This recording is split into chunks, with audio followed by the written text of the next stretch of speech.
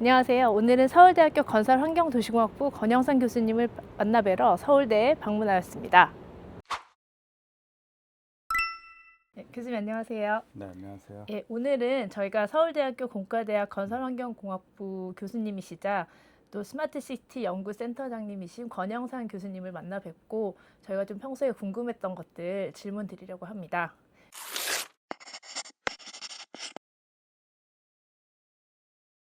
예, 교수님 간단하게 먼저 소개를 좀 해주실 수 있으실까요? 어떤 네, 분야를 연구하시는지.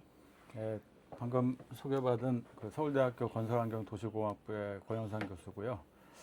저는 주로 이제 도시가 앞으로 어떻게 변화될 건지, 그리고 도시를 어떻게 만들어야 되는지 이런 것들을 연구하는 사람이고, 뭐 신도시 계획이라든가 또 뭐 서울시의 어떤 도시를 새로 재개발을 한다거나 뭐 이런 프로젝트들을 같이 하고 있고요. 또 최근에는 이제 인공지능이라든가 이런 스마트 시티 관련된 연구들을 주로 하고 있습니다. 네, 교수님, 그래서 저희가 교수님 연구를 좀 찾아봤는데요. 일단 요즘 사람들이 부동산, 뭐 재테크 이런 거에 관심이 많지 않습니까? 음, 그래서 보면은 지금 주거용 부동산, 특히 아파트 가격이 계속 상승하고 있는데 음. 도대체 왜 그런 걸까요, 교수님? 사실 이제 그 뭐 정부에서도 굉장히 고민이 많은 네, 부분이고 그 또 많은 사람들이 그 이렇게 아파트에 살고 싶어하는 그런 문제들도 있고 그래서 참 해결하기 어려운 문제인 것 같습니다. 근데 이제 그 아파트가 왜 계속 네, 오르느냐 그것에 대한 것들은 이제 좀 여러 가지 그 이유들이 있는데 첫 번째는 그 이게 아파트도 이제 하나의 그 재화라고 생각을 네, 하면 이제 재화의 경우에는 수요 공급 곡선이 있거든요. 그 수요가 많거나 아니면 공급이 적어지면 이제 음, 아파트 값이 오를 수밖에 없겠죠. 뭐 마찬가지로 이건 이제 다른 어떤 모든 상품에도 다 해당되는 거기 때문에 네, 그런 측면이 하나가 있어요. 그래서 그 관점에서 보면은 아무래도 지금 공급보다는 수요가 음, 훨씬 많은 상태이기 때문에 그러니까 다들 아파트에 살고 싶어 하잖아요. 그렇죠. 그렇기 때문에 이제 아파트가 상대적으로 이제 부족, 특히 이제 서울이 문제인 거고 지방 같은 경우는 사실 좀 상황이 또 좀 다른 상황이긴 한데 근데 또 아파트는 일반적인 재화하고는 조금 다른 음, 특징이 있는데 두 번째가 이제 통화량에 음, 대한 부분이 있습니다. 그러니까 그 인플레이션하고 그러니까 통화가 많아지게 되면 예를 들어서 예전에 뭐 100원에 물건을 하나 살 수 네, 있었는데 통화가 많아지게 되면 뭐 200원, 300원 이제 올라가는 거죠. 그 자연적인 인플레이션이 음, 있는데 뭐 그런 관점에서 봤을 때 통화량이 계속 최근에 많이 늘었거든요. 네, 그게 이제 코로나 때 통화량이 전 세계적으로 많이 급증을 했었고 또 이제 정부에서 음, 어떤 그 복지 정책이라든가 이런 거를 위해 가지고 통화를 이제 푸는 경우들이 있습니다. 그러니까 이제 확대 재정이라고 네, 해가지고 재정을 확대시키는 그런 정책들이 이제 진행이 됐거나 또는 이제 금리 문제가 이제 있는데 금리가 낮아지게 되면은 이제 정부 입장에서는 금리를 낮추면은 이제 산업이 발전할 수가 있기 때문에 경제를 활성화시키기 위해서 금리를 낮추게 되는데 금리를 낮추면 그만큼 통화량이 많이 시중에 생기는 거기 때문에 네, 또 아파트 값이 오르는 그런 거고요. 대개가 이제 이런 두 가지 그러니까 수요 공급 문제하고 통화량 문제가 이제 음, 그 아파트 값을 끌어올리는 대표적인 두 가지 요인인데 또 다른 게 있는 게 정책적인 아, 또 네, 이슈가 있습니다. 그러니까 예를 들어서 그뭐 정부가 약간 공급을 확대하겠다 음, 아니면 또그 금리를 인하하겠다 또는 인상하겠다 뭐 이런 정책 같은 것도 또 이제 음, 세금을 많이 물리겠다 뭐 이런 얘기들을 했을 때 그 정책에 빠르게 반응하는 것들이 이제 음, 시장이거든요. 그래서 그런 정책을 어떤 것들을 펴고 또 정책에 시그널을 주는 경우들이 있어요. 그러니까 실제 음, 정책을 직접 바로 하지는 않지만 음, 앞으로 이러이러한 정책들이 나타날 것이다. 뭐 한 6개월 후에 등장할 것이다. 이런 시그널을 줬을 때 시장이 이제 반응을 하게 되고 또 마지막 네 번째가 심리에 대한 아, 부분이 네, 있는데 이게 앞선 세 가지 이슈하고 또 전혀 별개의 문제인데 예를 들어서 조만간 아파트 값이 오를 것이다 라고 하면 사람들이 다 같이 그렇죠. 오르는데 더 또 사는 그런 상황들이 네, 생기거든요. 그러니까 그런 것들 때문에 이제 심리에 대한 이슈, 특히 한국 같은 경우는 그 배가 고픈 건 참아도 배가 아픈 건 못 참는단 아, 네, 말이죠. 그렇죠. 그러니까 옆에 다른 사람들이 이제 그래서 패닉 바잉이라는 말이 음. 등장했었는데 또 어, 갑자기 거지가 됐다라는 뭐 말도 이렇게 네. 등장했었고, 그러니까 주변 사람들이 이렇게 샀을 때 나도 더 늦기 전에 나도 사야 된다 이런 심리적인 이슈들, 이런 것들이 또 아파트 값을 끌어올리는 대표적인 요인이었다라고 볼 수 있습니다. 특히 서울이 지금 아파트 값이 이슈잖아요. 네. 그 서울이 왜 지금 계속 앞으로도 이슈가 될 걸까요? 그러니까 서울 같은 경우는 그 거주하기가 너무 좋은 도시가 됐어요. 그러니까 그 지금 다른 지역에 네. 비해서 서울 같은 경우는 일단 인프라가 굉장히 잘 갖춰져 네, 있죠. 여기서 네. 말하는 인프라는 뭐 예를 들어서 뭐 공원 녹지나 도로 같은 이런 좀 하드한 인프라 이외에 뭐 학교라든가 병원이라든가 특히 이제 교육 문제 때문에 네, 그렇죠. 그 굉장히 그 일자리들도 전부 다 지금 좋은 회사들 다 서울에 있기 때문에 서울은 점점점 이렇게 그 삶의 여건이 더 점점 좋아지는 상황이기 때문에 서울에 대한 그러한 이슈들이, 그러니까 아파트 가격을 끌어올리는 또 이슈들이 있었고, 또 이렇게 삶의 여건 같은 건 점점 더 좋아지는 반면에 아파트 공급 같은 경우가 최근에 많이 없었습니다. 아, 그게 왜 네. 그러냐면은 뭐 나중에도 나오겠지만 이제 그 정비 사업이라고 해가지고 정비 사업을 빨리빨리 진행을 해주고 했었어야 되는데 한 10년, 20년 전에 정비 사업을 한번 막은 적이 있었거든요. 그래서 그런 것들 때문에 주택 공급은 이제 안 막혀져 되고, 있었는데 네. 수요는 점점점 늘어나고 있고, 또 최근에 주식이라든가 이런 걸로 돈을 많이 번 사람들이 많이 생겼고, 또 고액 연봉자들이 많이 생겼거든요, 최근에. 그래서 그런 것들, 그 사람들이 또 대부분 이제 서울이나 경기권에 네. 살기 때문에 교육이라든가 의료 서비스들을 이제 원하는 사람들이 그만큼 돈을 지불할 수 있는 여력이 많이 생긴 그런 사람들. 뭐 그런 사람들 때문에 이제 상당히 서울의 주택 가격은 앞으로도 계속 오르지 않을까 아, 그렇게 네. 생각을 합니다. 주변에 신도시나 뭐 지방의 혁신도시 이런 것들이 막 생기고 있는데 그런 게 생기더라도 변함없이 서울 집값은 유지되고 그 도시들은 도시대로 또 그 나름의 특징을 가지고 개발이 되고 유지가 될까요?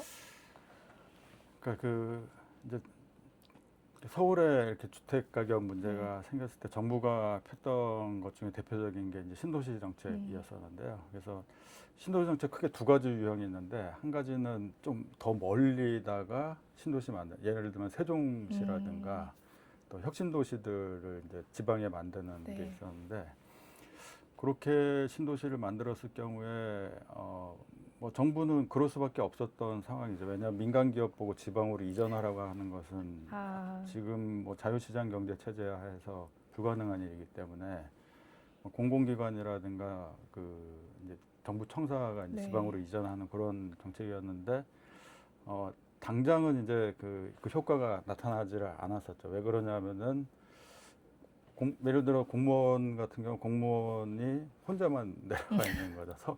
그렇죠. 자제분들은 다 서울에서 교육을 받아야 네. 되기 때문에 뭐 그런 문제들이 있어가지고, 특히 이제 예전에 노무현 정부 때 이제 세종시 정책을 폈었었는데, 그래서 국토균형발전 정책을 그때 이제 폈었거든요. 네. 그래서 사실은 이제 취지가 굉장히 좀 좋았죠. 어떻게 보면은 상당히 서울 수도권에만 많이 집중돼 있기 때문에 지방에다가 그때 당시 지방이 지금처럼 침체되어 있지 않은 상태여서 지금은 더 침체되고 있는 상황이어가지고, 어떻게 보면 그때 정책이 그 지방 침체되는 지방을 그나마 조금 슬로우 다운 했던 그런 효과는 있었다고 생각이 되는데, 그래서 그런 문제 때문에 이제 좀 멀리 외곽 충청 이남 쪽에 신도시를 만드는 것들은 이제 좀 서울의 집값이 잡는 한계가 있는 것 같고요. 두 번째 유형의 신도시가 이제 뭐 분당이라든가 네. 일산같이 우리가 익숙하게 알고 있는 서울 수도권에 있는 신도시들을 이제 개발하는 그런 정책인데, 그거 같은 경우는 분당 일산이 이제 대표적인 케이스고, 특히 분당 같은 경우가 이제 굉장한 성공을 거두었었죠. 그래서 당시에는 분당 신도시를 개발하고 나서 얼마 후에 이제 주택 공급 많아졌기 때문에 상당히 많은 집값이 이제 안정화되는 그런 효과가 당시 있었고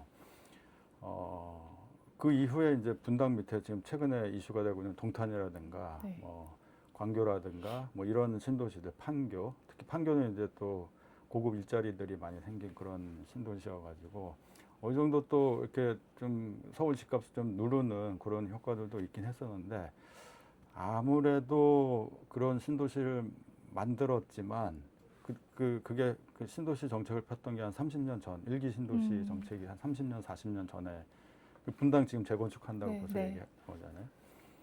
그러니까 그런 상황이었기 때문에 사실은 그때는 먹힐 수 있었던 것 같은데 최근에는 이제 신도시를 만든다고 해도 서울의 집값을 잡는 것은 좀 한계가 있지 않나 이렇게 생각을 합니다. 왜냐하면은 아까 얘기했던 서울이 그때 당시 30년 전 서울하고 지금 서울은 완전히 다른 인프라 측면에서 인프라도 좋고 네. 거의 국제적인 도시가 됐기 때문에 그 주택 가격을 막기에는 사실은 상당히 한계가 있다. 뭐 그렇다고 볼 수 있습니다. 신도시 말고 재정비, 도시 재정비 사업 이런 것도 얘기가 나오는데 그건 네. 어떤 건가요, 교수님? 그 이제 신도시 같은 경우는 예전에 빈 땅에다가 신도시를 만드는 거고요. 네. 그래서 뭐 그린벨트라든가 이제 논으로 돼 있었던데 이제 네. 원래 논이나 밭 같은 것들을 이제 신도시로 만드는 뭐 그런 것들이 이제 신도시인데 지금 사실은 또 다른 방식으로 주택 공급하는 방식은 정비라고 해 도시 재정비라고 그래서 네. 뭐 재건축, 재개발 뭐 이런 것들을 통해 가지고 도시 내를 다시 리모델링하는 그런 것들 이제 재정비라고 그러는데 그거는 이제 효과가 있죠. 예를 들어서 서울시 같은 경우 아까 다들 서울에 살고 싶어 한다고 했잖아요. 그러니까 경기도의 도시를 신도시 아무리 멋있는 거 만들어줘도 서울에 살고 싶어 한단 말이죠. 서울에다가 새로운 주택 공급하는 방법은 이제 재건축, 재개발이라고 그래서 뭐 오래된 아파트 단지를 새로 개발한다거나 또는 저층 주거지를 이제 고밀도 아파트 단지로 이제 바꿔주는 그런 것들을 이제 그 정비 사업이라고 그러는데 그게 사실은 시간은 사실 훨씬 오래 걸립니다. 그 신도시 개발하는 것보다. 왜 그렇죠? 그게 쉬운 것 같으신 것 건물이 모양인데. 있는데 그거를 그냥 다시 조금 수정을 하는 그죠. 거라고 볼 수 있지 않을까요? 그죠. 네. 근데 이제 왜 오래 걸리냐면 그 거기 이해관계자가 엄청 많아서 그렇거든요. 그러니까 예를 들어서 신도시를 개발한다. 그러면은 거기 땅 주인이 몇 명 없어요. 몇 명 없고 그리고 아니면 그린벨트로 묶여가지고 네. 국유지로 돼 있거나 그런 것들은 의사결정이 빠르죠. 네. 개발해야 되겠다 하면은 뭐 LH 같은 이런 공공기관이 나서가지고 토지를 매입을 하고 거기다가 신도시 마스터 플랜 이렇게 멋있게 그려가지고 땅 분양해서 건설사들이 그걸 분양받은 걸 아파트를 짓기 시작하면 되기 때문에 한국이 굉장히 잘하는 게 그런 신도시 만드는 거였거든요. 그래서 막 10년 만에 신도시가 금방 완성이 되니까 네. 외국인들이 보기에는 깜짝 놀랐죠. 이렇게 빨리 신도시를. 근데 서울시 내의 재건축 재개발 같은 경우는 예를 들어서 뭐 그 재건축 재개발 단지들 같은 경우 보면은 거기 기존에 살고 계셨던 분들 한 1000세대가 있어요. 1000세대 의견 다 맞춰줘야지 되는 거거든요. 최근에 또 이슈가 됐던 서울의 음마 아파트 단지가 네. 있는데 음마 아파트 같은 경우는 굉장히 오래 걸렸는데 그건 또 왜 그러냐면 거기 사시는 분들도 많은데 그 앞에 상가가 있어요. 음마 상가. 그쵸. 그 상가가 또 아주 맛집이 많기로 그쵸.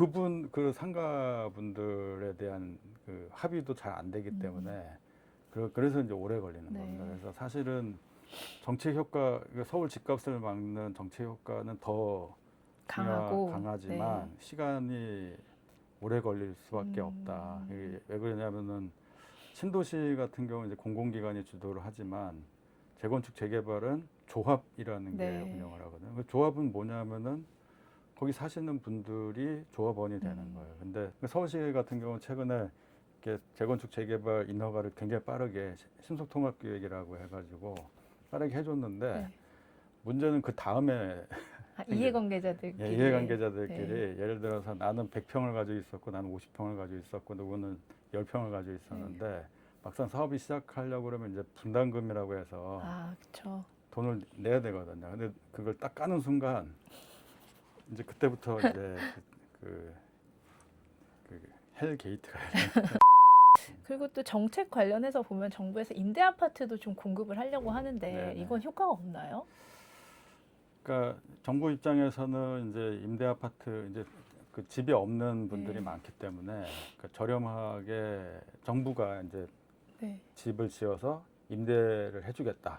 그래서 이제 임대 아파트라는 제도가 있고 또 뭐 이런 제도도 있습니다. 한 10년 정도 이렇게 전세처럼 살다가 10년 후에 후분양하는 그런 방식들도 있고 한데 그 임대 아파트 같은 경우는 일단은 그게 소유가 되는 게 아니기 때문에 그 계속 임대해서 살겠다고 하시는 분들은 이제 효과가 있죠. 근데 이제 그게 분양 시장이 아니라 그냥 임대로 그냥 묶여버리는 거라서 그만큼 아까 수요 공급 부분에서 수요를 늘리는 효과는 없겠죠. 아, 그러니까 그쵸. 수요가 늘어나는 게 아니라 그냥 근데 그 이제 학자들 중에서는 이제 일부 학자분들은 그렇게 임대 수요가 생겼기 때문에 임대 공급이 생겼기 네. 때문에 그만큼의 수요가 없어지는 효과가 있다. 네.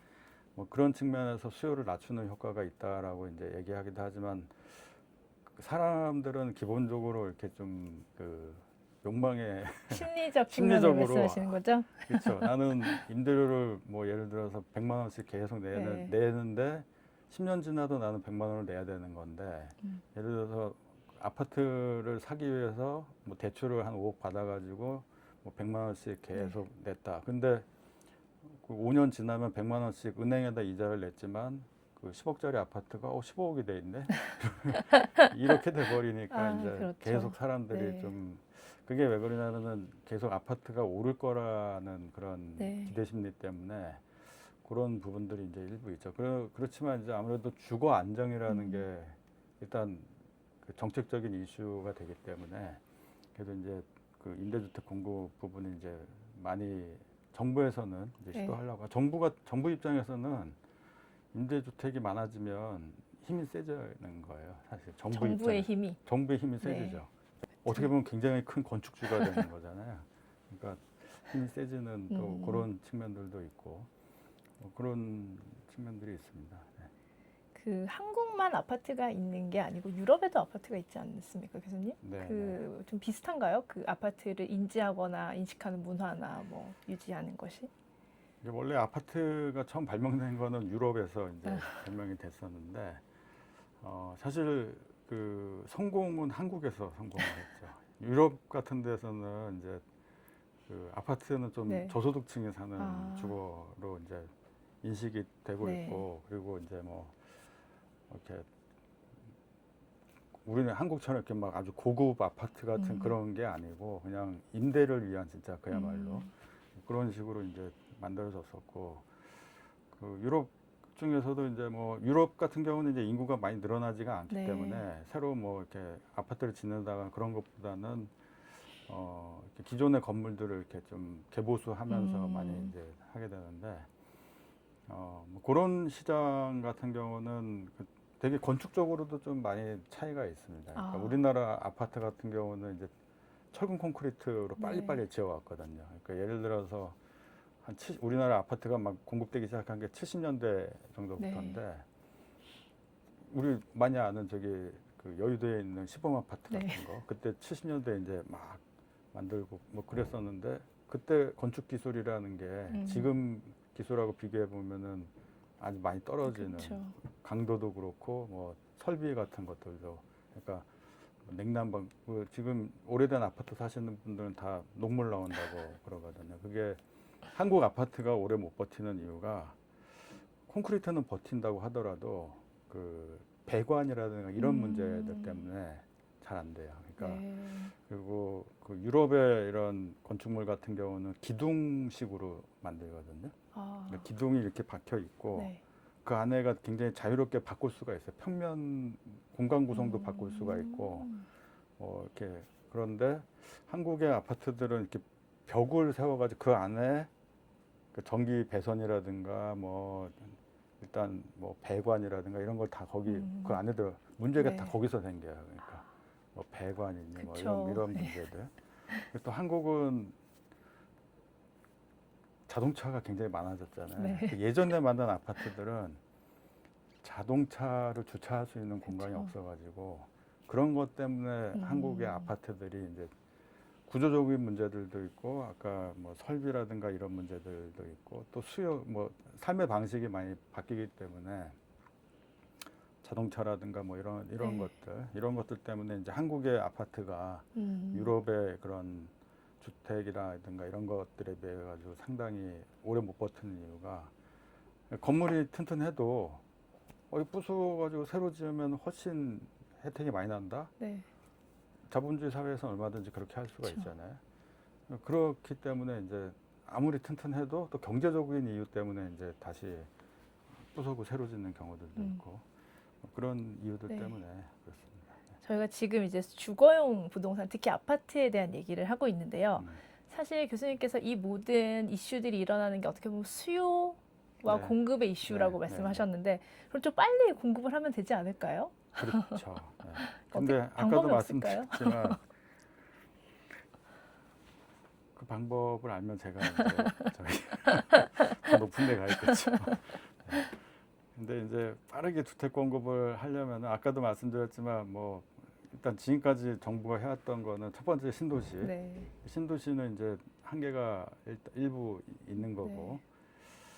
그리고 두 번째가 이제 아까 재개발 재건축 같이 네. 이제 도시 정비를 하는 네. 사업들인데 그것도 그게 상당히 오래 걸린다고 제가 말씀드렸잖아요. 네. 근데 실제로 그렇게 많이 늘어나지도 않습니다. 왜냐하면 1000세대짜리 재건축을 하면 뭐 이렇게 밀도를 올려주고 해가지고 그만큼 세대수가 더 늘어나게 되는데 제 경험상 한 1000세대 정도 되는 거를 이제 만약에 늘려도 많아야 뭐 한 1500세대 정말 무리를 해가지고 많이 하면 한 1800세대 이렇게 올라가는데 그럼 그 힘든 노력을 해가지고 재개발을 했는데 한 뭐 2배밖에 안 늘어나. 그러니까 뭐 해봤자 한 500세대 네. 이 정도밖에 안 늘어나는 거거든요. 그래서 방법은 제가 봤을 때는 이제 도심부 그러니까 서울이면 서울 안에 이런 그 주택 공급하는 게 굉장히 중요하고 재개발 재건축 같은 경우도 빨리 되면 좋은데 빨리 안 되는 경우가 많고 그렇기 때문에 한다고 하더라도 추가되는 1000세대짜리를 1000세대로 네. 그 1대1 재건축이라고 그러는데 그렇게 하면 주택 공급이 또 없는 거잖아요. 그리고 그 아파트 짓는 기간이 한 7, 8년 걸리는데 그동안에 1000세대가 없어지는 거기 때문에 또 공급이 그만큼 없어지는 문제가 생기고 그래서 방법은 네. 뭐 여러 가지 방법들이 네. 있겠습니다만 제가 생각하는 거는 이제 아파트가 아니었던 데를 아파트로 빨리 만드는 방법이 있어요. 그러니까 예를 들면은 뭐 오래된 공공청사라든가 아니면은 좀 유휴 부지들이고 아파트가 아니었던 유휴 부지들 그런 것들 특히 이제 최근에는 이제 업무용 그 시설 같은 것도 오피스 같은 것들도 상가 이런 것들이 잘 안 되는 경우들이 많기 때문에 네. 그런 것도 입지도 좋거든요. 역 근처에 있고 그렇기 때문에 그런 거를 빠르게 주상복합이라고 부르는데요. 주거랑 상업 기능이 네. 결합되어 네. 있는. 그러니까 주상복합 형태로 이제 고밀도로 개발을 해주면 역 근처에 주차 수요도 그렇게 많이 있지도 않고 네. 그리고 최근에 1, 2인 가구들이 많아졌기 많죠. 때문에 네. 1, 2인들을 위한 이런 좀 작은 규모의 주택들 이런 것들은 1000세대 금방 지을 수 있거든요. 그런 방식들을 빨리 좀 활용을 해주는 것이 주택 공급 빨리 할 수 있는 방법이 아닐까. 네. 교수님, 저희가 지금까지는 주거용 부동산 얘기를 음. 했는데요. 상업용이나 업무용 부동산에 대해서도 이제 많은 분들이 투자의 관점에서도 관심이 많으실 것 같은데 저희 최근에 인기 있었던 드라마 그 서울의 네, 자가에 사는 네, 김 부장 네, 혹시 네. 드라마 보셨는지요? 네, 네, 네. 그분은 왜 사기를 당했나요, 교수님? 네. 제가 그 우스갯소리로 네. 우리 그 좀 이렇게 도시 부동산 하시는 분들 저기 그 정말 원수가 있으면 신도시의 상가 분양을 추천해 주라고 하는 게 네. 있는데 신도시의 상가 분양은 절대 받지 마. 아하. 왜냐하면 네. 그 되게 이제 노후 은퇴하신 분들이 그렇게 이제 벌이가 없으니 네. 상가를 사가지고 거기 임대료를 하면 아주 부자가 되겠구나 이렇게 생각을 하시죠? 쉽게 하시려고 많이들. 그걸 네, 많이 네, 하는데 네. 그 드라마에 나왔던 분은 이제 신도시의 상가를 네. 사신 거거든요. 근데 신도시 상가가 왜 안 되냐 하면 일단 사람이 별로 없어요 아직. 신도시 완성되기 전까지는 썰렁하다고요. 네. 사람이 잘 없기 때문에 그 상가가 당연히 잘 안 되겠죠. 그렇죠. 근데 이제 그 사업 구조가 신도시를 만들면은 이제 주거도 있어야 되고 상업 기능도 있어야 되고 하기 때문에 땅을 각각 분양을 하거든요. 그러니까 LH 같은 데서. 네. 근데 그 상가를 더 비싸게 팔 수가 있어요. 그 상가 용지를 오. 아파트 용지보다. 네. 그러니까 그 상가 용지를 비싸게 이제 산 그 누군가 건설회사가 있을 거 아닙니까? 시행사라든가. 네. 그럼 걔네들이 그리고 아파트만 또 덜렁 지어놓으면 또 아파트 들어오신 분들이 아유 뭐 상점도 하나 없는 이런 허벌판에서 어떻게 사냐고 뭐 원성이 자자하거든요. 그러니까 상가용 부지를 매각을 한단 말이죠. 그러면은 뭐 어떻게 PF를 일으켜가지고 이제 상가 건물을 지어놨는데 네. 그만큼 그 사러 오시는 분들이 없기 때문에 이제 사시면 안 되는 거죠. 사실. 사시면 안 되는데 이게 약간 그 닭이 먼저냐 달걀이 먼저냐랑 네. 비슷한데 그 주민들 입장에서는 상가가 있어야 그쵸. 편리하고 네. 상가 입장에서는 주민들이 많아야지 장사가 잘 되는데 아직 신도시가 완성되기 전에 상가를 사면 괜히 비싸게 사가지고 이게 잘 네. 안 되고 그러면은 도시가 점점 이제 신도시 같은 경우 이제 점점 침체되고 있는 그런 데가 이제 많았죠. 그래서 상가를 사실 때는 꼭 조심하셔야 된다. 그럼 이렇게. 상업용 부동산에 관심이 있다. 그럼 그런 분들은 어떤 관점으로 좀 투자를 해볼 수 있을까요? 그 부동산을 투자를 하시고 싶으면 일단 많이 돌아다니셔야 돼. 임장이라고 그러는데 네, 네. 가서 유동인구도 좀 체크를 하시고 네. 입지 그 드라마 보시면 네. 그분이 홀라서가 가보지도 않고 계약하거든요. 그렇게 절대 하지 마시고 네. 많이 돌아다니셔야 돼요. 그러니까 가서 만약에 내가 여기 뭔가 사겠다라는 네. 생각이 있으면 그냥 최소 10번은 가셔야 돼요. 10번은 가가지고 그 근처에 유동인구라든가 네. 그 개발 주변에 뭐 여기 생긴다거나 또 여기 생긴다고 했다가 또 안 생기는 경우도 많거든요. 그렇죠. 그러니까 그런 것들 다 꼼꼼히 네. 체크해가지고 이제 하셔야 되고요. 그냥 그냥 무턱대고 하시면 절대 안 되고. 네. 최근에 이제 이런 상가가 잘 안 되는 네, 이유 네. 중에 하나가 IT 기술이 발전해서 그런데요. 네. 그 예전에는 뭐 사러 직접 가잖아요. 그렇죠. 근데 요즘에는 다 어떻게 사죠? 저희 온라인으로 다 다. 쿠팡으로 사거나 무슨 뭐 다 배달해서 네. 먹기 때문에 그만큼 상가가 많이 필요가 없어졌어요. 오히려 다른 유형의 부동산들이 더 많이 생기는 그런 상황이라서 네. 상가들은 앞으로도 그렇게 이게 기술은 점점 발전하기 네. 때문에 네. 그리고 이제 좀 있으면 드론이라든가 이런 걸로 배송을 그쵸. 하기 시작할 거거든요. 네. 그러니까 더 없어져요. 그러니까 그런 것들 때문에 이제 특히 이제 예전에 오프라인 마켓들 뭐 예전 백화점이라든가 네. 쇼핑몰 이런 것들이 이제 좀 많이 침체되고 있는 상황이고 온라인 쇼핑이라든가 이런 것들로 완전히 이제 그 패러다임이 전환된 그러니까 플랫폼을 기반으로 해가지고 이렇게 하는 그런 식으로 이제 전환되고 있죠. 네. 그럼에도 불구하고 좀 핫플레이스 막 해서 성수동이라든지 네, 뭐 네. 그런 동네들은 어떻게 되는 건가요, 교수님? 그러니까 그거하고는 이제 별개로 네. 이제 일상적인 소비는 이제 그런 네. 식으로 전환되고 있고 또 비일상적인 소비들이 있잖아요. 예를 들어서 뭐 데이트를 한다거나 네, 아니면 그쵸. 뭐 좀 힙한 데 가가지고 좀 즐겁게 구경도 하고 뭐 사람들하고 어울리고 싶다. 네. 그런 또 부동산들은 아, 굉장히 최근에 잘 되고 있어요. 그 제일 대표적인 게 서울의 연남동하고 그쵸. 성수동이 그런 데거든요. 근데 그런 힙플레이스들 같은 경우가 이제 딱 흐름이 여러 개가 있었는데 뭐 한때는 북촌이 잘 됐다가 그쵸. 또 한때는 가로수길이 잘 됐다가 또 홍대 앞 잘 됐다가 지금 연남동 다음에 지금 성수동까지 왔고 성수동 다음에 또 어딘가 또 다른 데가 터질 거예요. 용리단길이 또 막 지금 최근에 뜨고 네, 있고 네. 뭐 그런 이슈들이 있는데 거기도 그 성수동 같은 경우 최근에 또 약간 예전에 뭐 압구정동에 이런 길이라든가 네. 또 가로수길하고 좀 다른 양상이 뭐냐 하면 팝업 스토어라고 해가지고 빠르게 이렇게 한 1, 2주 정도 네. 이렇게 아주 힙한 물건들 갖다 놓고 팔고 싹 바뀌거든요. 그 다음에. 네. 그러니까 그게 주기가 굉장히 짧아졌어요. 그쵸. 네. 그러니까 예전에 같이 이렇게 길게 장사하는 게 아니라 뭐 한 달 이렇게 팍 사고 네. 바뀌고 그런 식으로 좀 상품이 바뀌고 그거를 또 견인한 게 네. 인스타 같은 것들 아, 있잖아요. 그렇죠. 네. 그런 것들 때문에 이제 사실 물건을 판다기보다는 그 물건에 대한 이미지를 거기서 판매를 하고 실제 판매는 온라인상에서 이루어지는 경우들이 또 많거든요. 그러니까 인플루언서들이 지금 네. 기업 같은 경우에 지금 홍보비로 인플루언서들한테 쓰는 비용이 한 30% 정도 된다거든요.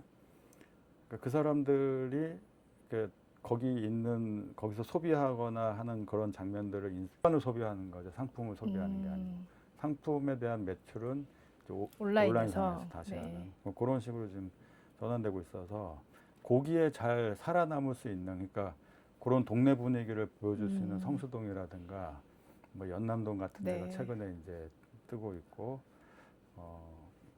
근데 요걸 젠트리피케이션이라고 네. 그러는데요. 상업 젠트리피케이션이라고 그러는데 이건 또 바뀝니다. 또 주기가 점점 짧아지고 짧아지고 있나요? 있어요. 네. 아, 네. 다음에 또 어딘가 또 다른 데가 생길 거고. 네. 근데 그 어딘가를 찾을 때 이제 잘 체크해야 되는 게 최근에 이제 그렇게 뜨고 있는 데들 보면 일상적인 공간이 아닌 데들이에요. 그러니까 뭐 성수동 같은 경우는 큰 뭐 창고들이 네. 많은 공간이라던가 또 뭐 연남동 같은 경우는 아주 아기자기한 그러한 건물들 단독주택 그 저층 주거지를 이제 상업화시키는 네. 그런 데들이 많은 공간들 이런 음, 것들이 이제 뜨고 있죠. 잘 찾아봐야겠네요. 네. 그리고 저희가 주거용을 얘기했고 또 상업용을 얘기했는데 또 하나가 업무용 부동산이 있지 않습니까? 네. 여기에 대해서는 어떻게 좀 보시나요, 교수님께서? 업무용 같은 경우도 이제 굉장히 양극화되고 있는 최근의 추세인데, 그러니까 일상적인 그 업무용 부동산 수요는 조금 줄어들고 있어요. 왜냐하면은 재택근무도 많아지고 네. 또 이제 그 쉐어하는 오피스들이 많아졌거든요. 네네. 그 저기 공유 오피스 공유 같은 거 오피스 말씀하시는 같은 거죠? 그러니까 뭐 그런 그 데들이 많아졌기 때문에 작은 그 저기 공간을 임대해서 효과적으로 그러니까 창업하는 데 있어 가지고 공간에 대해서 사용하는 비용을 극도로 줄이고 대신에 그만큼 이제 홍보하거나 뭐 인스타를 통해 가지고 네. 이렇게 만드는 그런 데 더 예산을 많이 쓰고 있기 때문에 네. 그런 일반 오피스에 대한 수요는 이제 점점 줄어들고 있고 앞으로도 더 줄어들 것 같고 차라리 공유 오피스라든가 이런 쪽으로 갈 것 같고요.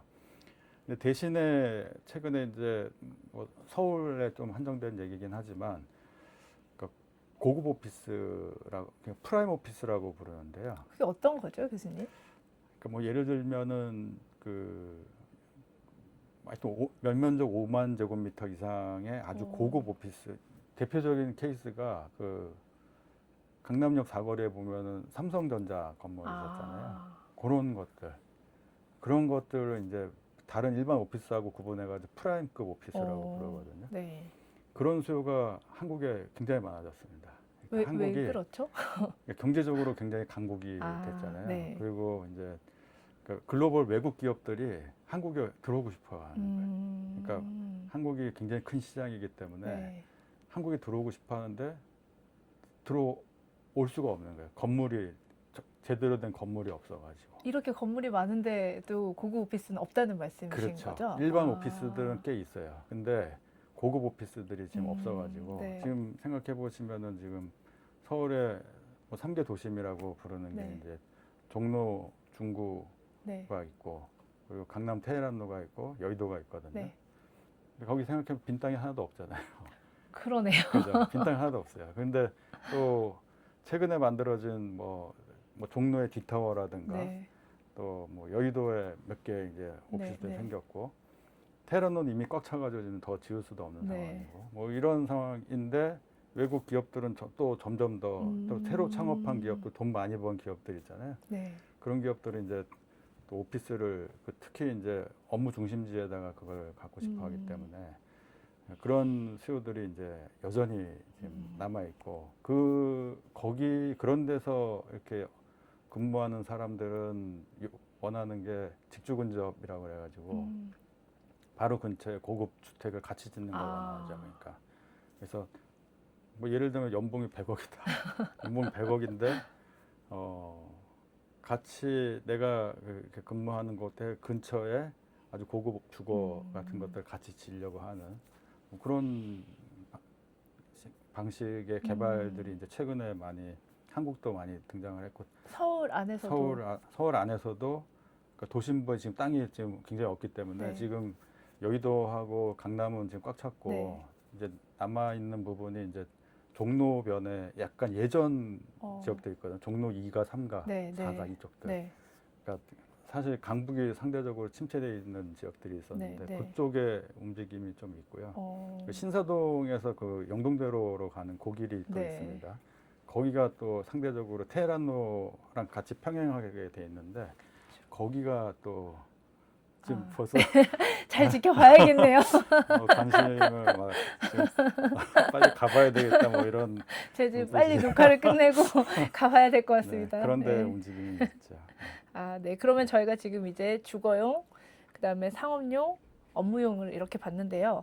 사실은 교수님께서 전공하시는 게 스마트 시티이지 않습니까? 그래서 그 스마트 시티의 관점에서 뭔가 저희가 조금 눈여겨봐야 할 부분이라든지 기억해야 될 키워드들이 있을까요?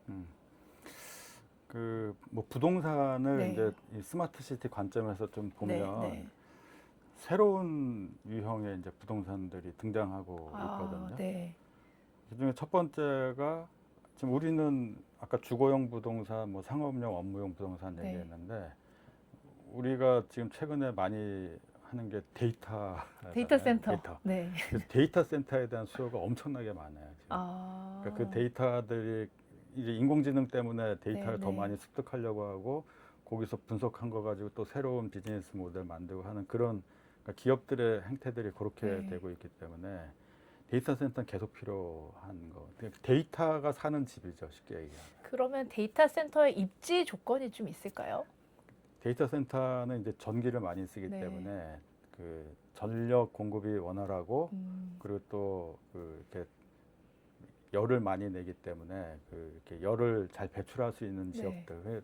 도심에 있을 필요는 없고 약간 외곽 지역에 있어도 상관없는데 그 아까 에너지에 대한 부분 네. 그리고 또 그 에너지의 그 열을 빨리 배출할 수 있는 그런 지역들이 를 찾아가지고 이제 짓는 부분들이 네. 이제 있죠. 그래서 그런 데이터 센터 같은 경우가 이제 하나가 있고요. 네. 두 번째는 이제 그 가상 공간에 대한 수요가 또 있는데, 그 메타버스 그렇죠. 말씀하시는 네네. 건가요? 그러니까 지금 뭐 최근에 이제 페이스북 그 이름 메타로 바꿨는데 네. 그 회사가 이제 약간 좀 선언적으로 했죠. 한 4, 5년 네. 전에. 그래서 이제 지금까지는 이제 사진하고 글로 이렇게 네트워크를 네. 플랫폼 네트워크를 만들었다고 하면 앞으로는 이제 가상 공간에서 이제 하겠다. 뭐 그렇게 될 거다라고 예측해가지고 이제 했는데 당시에 이제 기술이 그만큼 못 따라갔기 때문에 이제 그게 안 됐었는데 최근에 이제 인공지능 등장하고 네. 나서 뭐 구글이라든가 이런 기업들 보면 이제 그 선글라스 회사들하고 이제 네. 요 네. AR 기기를 자꾸 네, 만들고 네. 있잖아요. 그게 이제 그런 VR 그러니까 가상현실 공간을 이제 만들겠다는 거고 요즘에 OTT 뭐 이렇게 10,000원씩 내는 거 그쵸. 있잖아요. 네. 그 정도 쓰는 건 사람들이 아무렇지 않게 생각하고 있거든요. 네. 그러니까 내가 VR로 뭔가를 볼 수 있고 그 경험하게 하는 구독 서비스가 등장할 거예요, 아마. 그게 가상현실 그렇죠. 속에 있다는 가상- 말씀이시죠? 그러니까 예를 들어서 내가 임대료를 저기 뭐 주택 임대료 한 달에 100만 원 내는 것처럼 가상 공간에 대한 사용료 그걸 사용료라고 부를 수도 있고 구독료라고 부를 수도 네. 있고 임대료라고 네. 네. 가상 공간 임대료라고 부를 네. 수도 있는데 그게 충분히 재밌다면 뭐 나 한 5만 원 내고 한 달에 거기 들어가 가지고 거기서 뭐 영화도 보고 게임도 하고 거기서 인공지능하고 대화도 하고 뭐 친구도 만나고 뭐 그런 그런 서비스가 등장할 겁니다. 아마. 오프라인에도 부동산이 있어야 되고 이제 그렇죠. 온라인에도 네. 부동산이 있는 개념이네요, 그렇죠. 교수님. 네.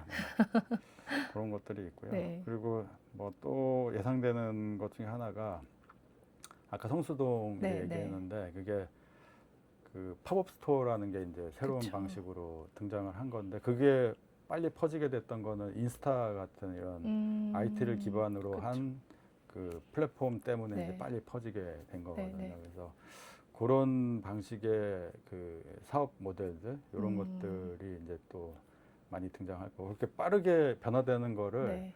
저희 도시 분야에서는 텍토닉 어바니즘이라고 그래요. 텍토닉 어바니즘. 빨리 네. 이렇게 바뀌고 하는 네. 것들. 근데 그게 그 예전에 이제 어떤 상가 같은 경우 상가를 내가 열었다가 한 3년 보거든요, 보통. 그러니까 3년 안에 끝장을 보고 네. 나 권리금 받고 나가는 게 목표지. 네. 사실은 상가 100년 만년 하겠다는 것보다는 사실 그게 더 큰데요. 네. 그게 주기가 짧아진 거. 3년이 아니라 네. 한 달, 3개월. 너무 이렇게. 짧아졌는데요. 네. 그러니까 빨리 네. 그 최근에 이제 예를 들어서 성수동 같은데 네. 그 1층 임대하는 게 네. 비용이 얼마냐면요. 그냥 한 주에 1억 몇 억씩 해요. 그러니까 한 주에. 그러니까 빨리 뭐 한 달 임대해가지고 네. 한 5억 10억 받고 임대하고 거기서 빨리 수익 낸 다음에 다른 데 가서 딴 것도 하는 거죠. 그게 수요 공급이 지금 맞나요? 그렇죠. 지금 빨리 맞기 때문에 이제 그게 네. 돌아가고 있는 거고요. 그리고 저희 교통수단에 따라서 또 도시가 이렇게 모양이 달라지지 않을까요? 네, 맞습니다. 네. 그게 이런 스마트 시티에서 또 지금 보고 있는 교통수단의 변화로 보는 게 자율주행하고 그 UAM이라고 하는 거거든요. 네. 그러니까 날아다니는 차 있잖아요. 네. 그게 아마 도시를 또 굉장히 크게 바꿀 거다라는 건데 만약에 날아다니는 차 지금 뭐 현대라든가 이런 데서 개발하고 네. 있는 거 그게 등장을 하잖아요. 네. 그러면 상업용 부동산이 완전 달라집니다. 왜냐하면 지금은 저기 뭐 상업용 부동산 임대를 하면 어디가 제일 비싸냐면 1층이 제일 비싸거든요. 접근성 때문인가요? 그렇죠. 네. 근데 앞으로 만약에 제일 위층에다가 네. 바로 주차가 된다. 아니면 건물 옆에 주차가 된다. 오피스가 이렇게 있는데 옆에다가 주차가 된다. 날아다니니까. 네, 날아다니니까. 네. 그렇게 되면은 전혀 얘기가 이제 달라지는 거예요. 그 임대에 대한 개념도 이제 네. 달라지게 되고 접근에 대한 개념도 달라지게 되고 또 자율주행 같은 경우도 그 물류하고도 이제 결합되어 있는데요. 지금은 만약에 어떤 뭐 쿠팡이라든가 이런 데다가 이제 배송을 시키면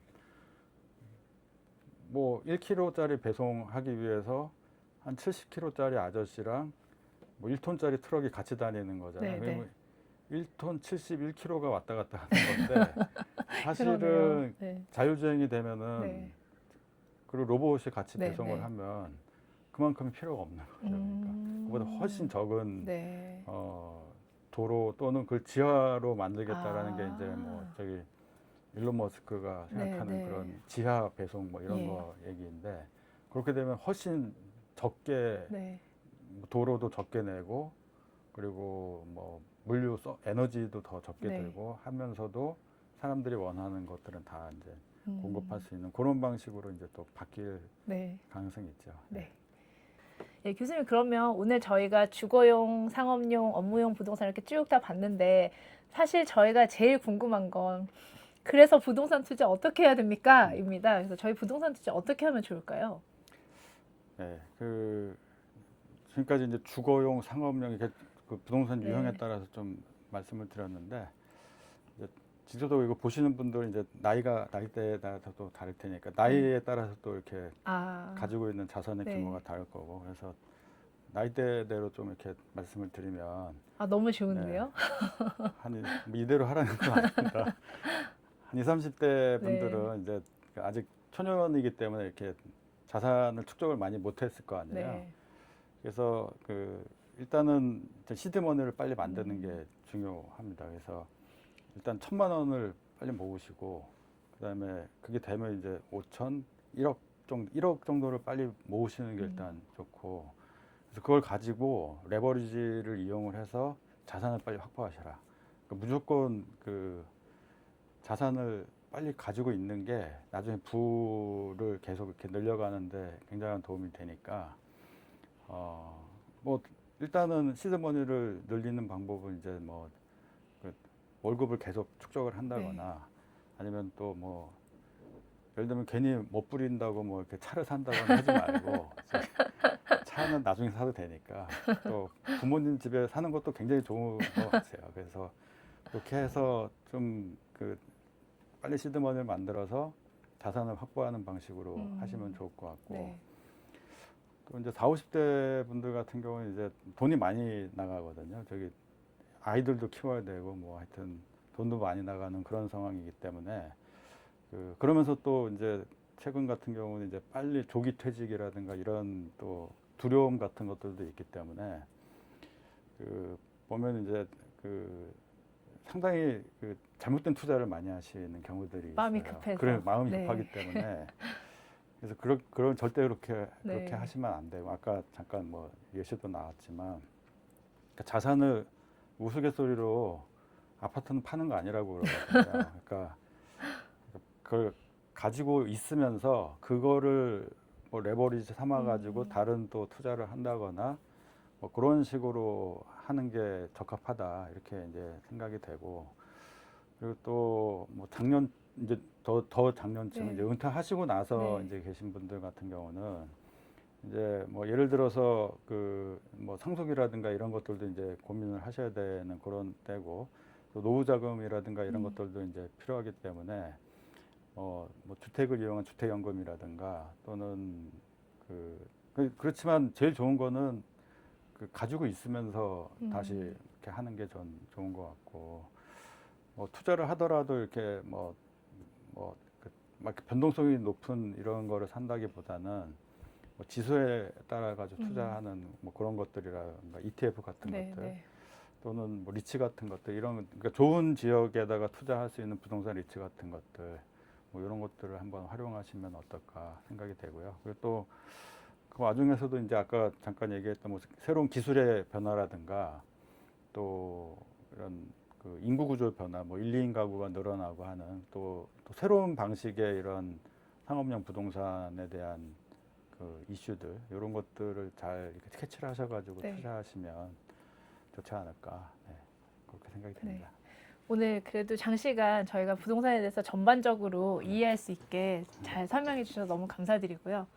또 앞으로 궁금한 거 있으면 다시 여쭈거나 뭐 저희가 댓글로 질문하면 또 제가 전달드려서 답변을 받거나 뭐 이러는 순서를 가져보면 좋을 것 같습니다. 오늘 시간 내주셔서 감사드립니다. 네, 감사합니다. 네.